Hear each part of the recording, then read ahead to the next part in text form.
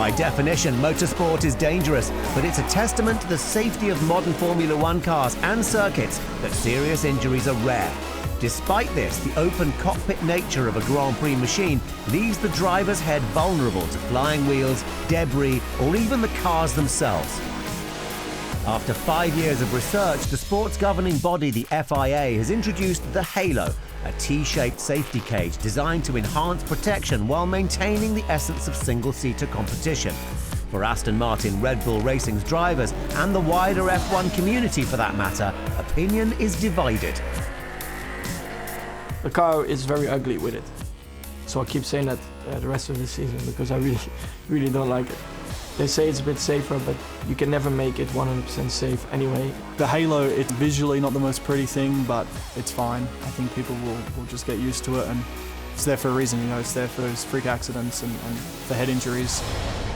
However it looks, the Halo is here to stay, and it comes with strict regulations. It must be supplied by one of 3 manufacturers, be able to withstand a force of over 12 tons in static tests, that's the equivalent of a London bus, and despite being built from lightweight titanium, weighs about 30 pounds. From a design point of view and aerodynamics, you know, now you've got this structure which then the wind, the turbulence hits that, and then it creates different airflow for the rear wings, so then you lose some downforce. So how do we change this to then suit the Halo? You know, there's a bit more mass higher up in the car now, so that changes then the distribution and all these things. It's stuff which is fortunately not for me to worry about. You know, every team's had to take this into account.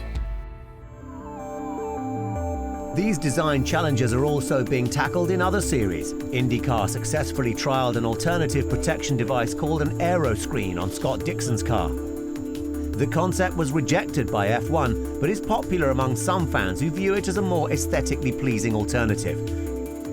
The Halo wasn't something that was feasible for us, mostly because of the ovals, the sight line. You're in a looking up position most of the time, so you'd be looking directly at it. I think with the AeroScreen, you know, with the backing of PPG, with what they've done in the past with, you know, fighter jets, they'd already had a good concept and a good idea of what works, what doesn't work. But all in all, it was pretty good for the first test. Whatever the approach to cockpit safety, those in the hot seat are confident it won't affect the racing.